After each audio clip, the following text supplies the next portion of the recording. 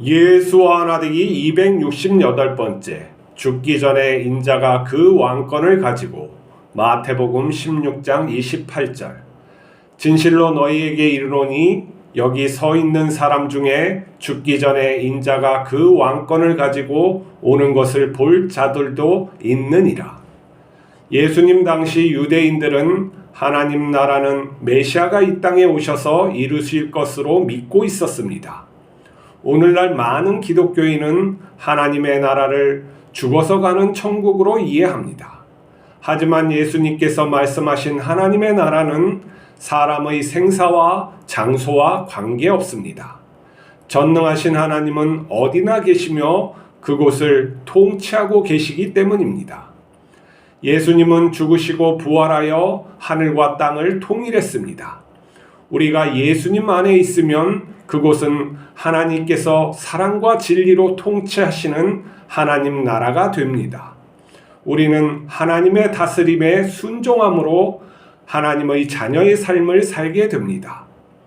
사람이 믿고 추구하는 것이 그 사람의 주인입니다. 세상의 힘을 믿고 따르는 사람은 세상이 주인입니다. 하나님 아버지는 그런 우리를 물과 예수와 성령으로 거듭나게 하셨습니다. 예수님은 성령으로 우리 안으로 들어오셨습니다. 예수님의 왕권은 우리의 삶을 통치하십니다. 우리의 인격을 자신의 성품으로 변화시킵니다. 예수님 안에 있는 사람은 예수님을 닮아가고 예수님의 일을 하게 됩니다. 우리가 예수님의 왕권에 순종하면 하나님의 나라가 우리의 삶에 드러납니다. 우리의 인격에 성령의 열매가 맺습니다. 우리는 하나님의 말씀과 지혜를 따라 일하며 형통한 삶을 삽니다. 세상이 협박해도 주눅들지 않고 당당합니다. 세상이 유혹해도 관심이 없습니다. 하나님 나라가 가장 좋기 때문입니다. 하나님의 자녀는 자신이 세상을 초월한 존재인 것을 알게 됩니다. 모든 세계는 하나님의 아버지의 것이며 그것은 또한 우리의 것이기도 합니다. 예수님 당시 유대인들이 갖고 있는 생각은 죽어서 하나님의 나라를 가는 것보다 이 땅에 메시아가 하나님 나라를 갖다가 만들 것을 믿고 있었습니다. 그래서 죽어서 천국 간다는 생각은 헬라인들이 가지고 있었던 이데아적인 발상인 것이지 유대인적인 생각은 아니라는 걸 일단 가지고 있어야 돼요. 자, 오늘 보면은 인자가 그 왕권을 가지고 오는 것을 볼 자들도 있다고 얘기하십니다. 예수님께서 진실로 이렇게 인자라는 건 메시아고 지금 말씀하시는 예수님을 말하는 거죠. 왕권은 무엇입니까? 이 세상을 통치하는 것을 말하는 거예요. 근데 우리가 보기에는 하나님께서 우리를 갖다가 직접적으로 통치하시지 않는데, 예수님께서 우리를 통치하시지 않는데 이게 문제인 것이죠. 통치를 내가 제대로 받고 있지 않다는 생각을 우리가 해봐야 돼요. 자, 하나님이 전능하시다는 건 우리는 고백을 하죠. 사도신경을 통해서 전능하사 이렇게 하면서 고백을 하는데, 하나님이 전능하시고 이 세상을 갖다가 창조하시고 다스린다는 것을 우리는 고백을 하면서 사실은 내 심적으로 그걸 믿지를 못하는 경우가 많아요. 그러니까 하나님께서 이 세상을 통치하고 계신다는 것을 내가 받아들이지를 않는 거예요. 이게 놀랍지 않습니까?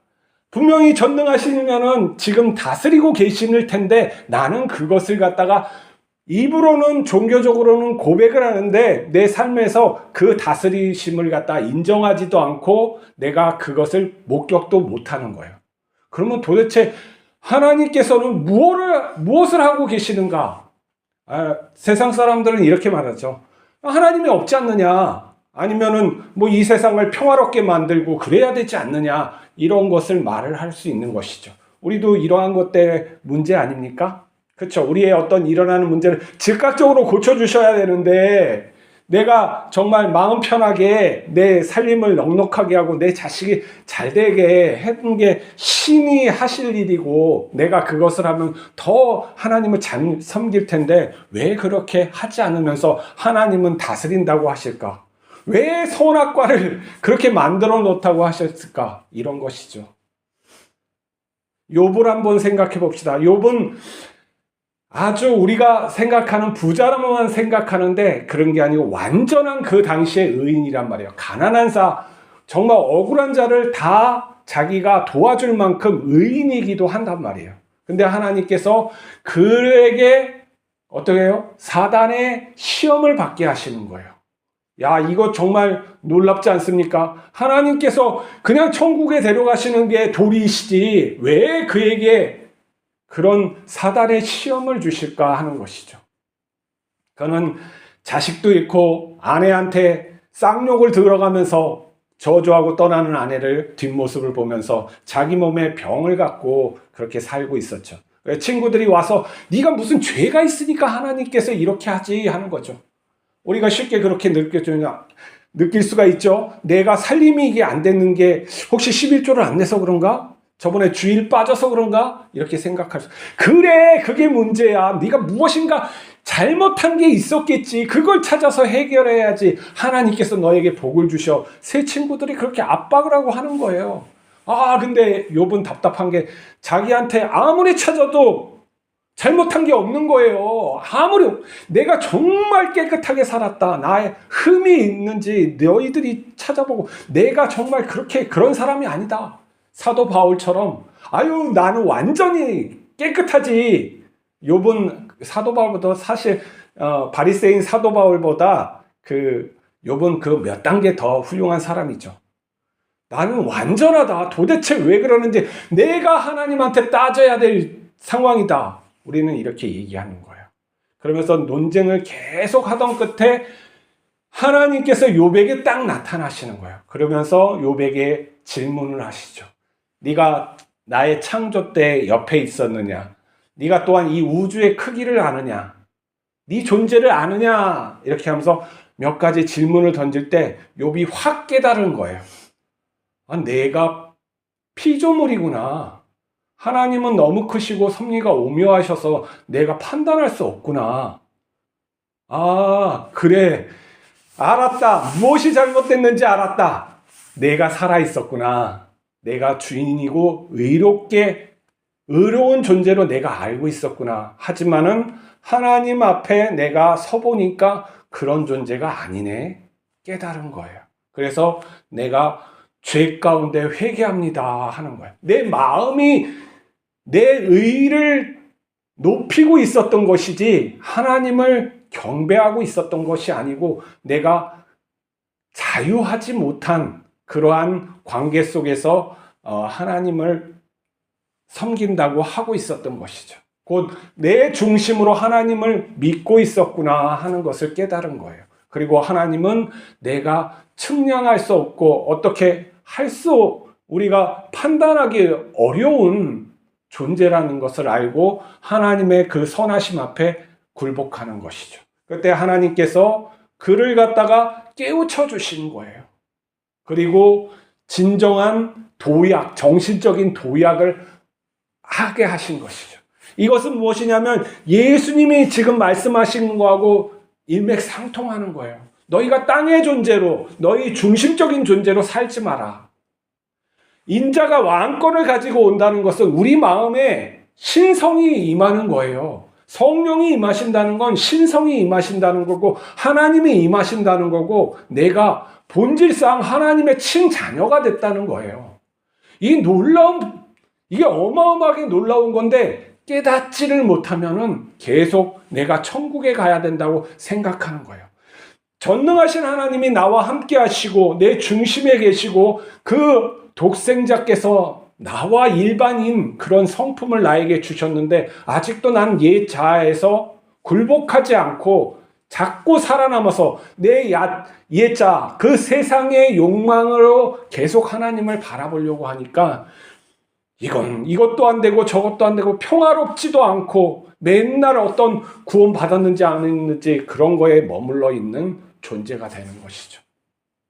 그래서 예수님께서는 깨우치라는 거예요. 그리고 인자가 왕권을 가지고 오는 것을 볼 자들도 있느니라 라고 말씀하시면서 그 시대에 예수님께서 말씀하실 때 제자들 중에는 거기에서 말씀을 듣는 자 중에는 본질적인 하나님이 어떠한 분이라는 것을 알게 되는 일도 있는 것이죠.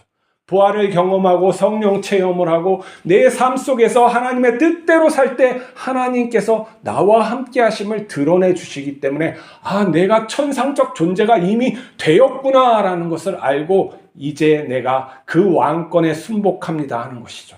순종하는 것이 얼마나 즐거운 일이라는 것을 그들이 깨닫고 그 길을 가서 산 거예요. 어떤 사람은 복음을 전하는 일을, 어떤 사람은 섬기는 일을, 어떤 사람은 또한 밭에서 일하는 일을 하면서 하나님을 경외하면서 사랑하면서 내가 본질상 이제는 하나님의 친자녀가 됐음을 너무나도 기뻐하면서 살아가는 것이죠. 그게 바로 성령의 기름 부으심이고 성령의 충만함인 것이죠. 신성이 그들을 둘렀기 때문에 그 죽음 속에서도 그 불타는 죽음, 십자가의 죽음 속에서도 감당하고 들어가는 것이죠. 내 의를 믿고 내 힘을 믿고 내 믿음을 믿은 게 아니에요. 아버지를 믿습니다 하고 들어가 버리는 거예요. 그랬을 때 놀랍게도 성령께서 그를 갖다가 확 사로잡아 주셔서 그 죽음을 갖다가 단번에 통과하게 만드시는 것이죠. 이게 초대교회의 역사고 우리에게 주어진 하나님의 길이고 예수님의 길이라는 거예요. 우리가 한번 삶을 다시 한번 봅시다. 우리가 예수님의 왕권을 통치하심을 내가 믿고 있는지, 내 마음을 내어주고 순복하면서 살고 있는지, 그 은총을 내가 바라면서 하루하루 사는지, 그것을 갖다가 내가 예수님의 왕권, 하나님의 왕권을 내가 가지고 있을 때 내가 바로 하나님 나라이면서 하나님 백성이 되고 그리고 하나님의 친자녀가 되는 거예요. 그랬을 때 이 세상이 내가 굴복하고 이 세상의 어떠한 가치로도 내가 거기에 굴복하지 않을 수가 있고 자유하게 되는 거예요. 그리고 진정 예수님께서 하나님께서 살아계심을 우리에게 보여주시기 때문에 진정 내 마음이 그대로 변하게 되는 거예요.